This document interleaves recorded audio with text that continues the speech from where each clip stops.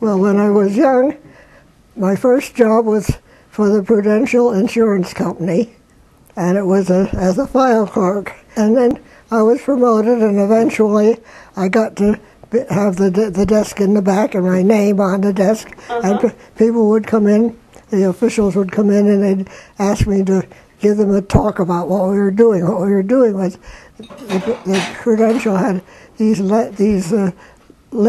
big, well, like a notebook, and they had people's insurance needs written down. If they had an insurance policy, it would be written down in this book, and the books began to have a lot of errors, and so they wanted to put, it was the beginning of IBM, and they wanted to put all of the information onto punch cards, and so I was in charge of the punch card thing, and then the cards had to be verified too, and eventually I had charge of 55 girls and had this on my desk. And then I had to leave. They wanted to promote me, and IBM asked me to come and work for them, but I didn't really want to because I was getting married, and that was the big thing in my mind at that time. You know, I was 25 years old and getting married was a big deal. I had a friend across the street, and I went over to see her one evening, and he came in, you know, just casually came in, and then he asked me to go out, and so we went to this. The movies in town were very unusual. You walked in the movie, and the movie was on the top, and they walked underneath the screen, and that was about the only screen that was ever like that. And so anyway, we got going together and went together for 5 years. He was a big, tall, handsome fellow, and we liked each other, that's all. And some people you meet you like right away, and some you don't. And so. But there were like 3 or 4 other guys interested in you at the time. Yes. They kept taking me home to meet their... The other ones had jobs, but Dad didn't? Well, the other ones all worked for the Prudential. That's where I met them. And they kept taking me home to meet their mothers, but I didn't really like them, any of them, very much. How many years were you dating before you got married? 5 years. 5 years. So... And Dad used to come every weekend to see me. He lived in Boulton. By that time we had moved to Caldwell, but he came down every weekend. He had his own car? Hmm? He had his own car? It was an old wreck, but he had a car. I had a good car. And when we got married, he got rid of his car and kept my car. Then I didn't have a car. Because he had...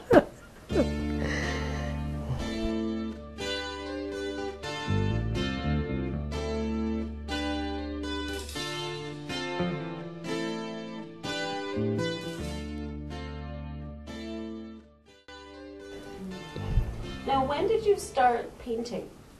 Did you do that when you were growing up? No, I didn't.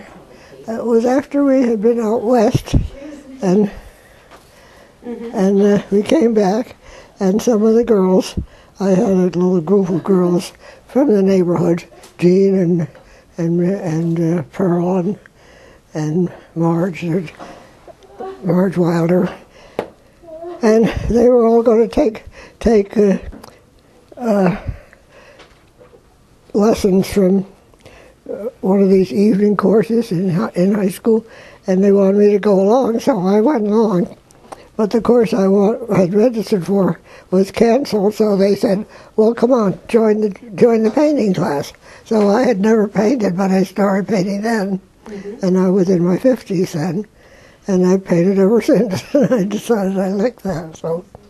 And how did you get the art studio opened here at Whitney Center? Here at Whitney Center? Well, they were kind of desperate, I guess, for somebody to say that they would head up the thing. It's a little bit of a responsibility, yeah. And once a year you have to make this speech before 200 people telling what you've been doing in the art studio. So, have you been up to see the art studio? Oh, yeah. Several times.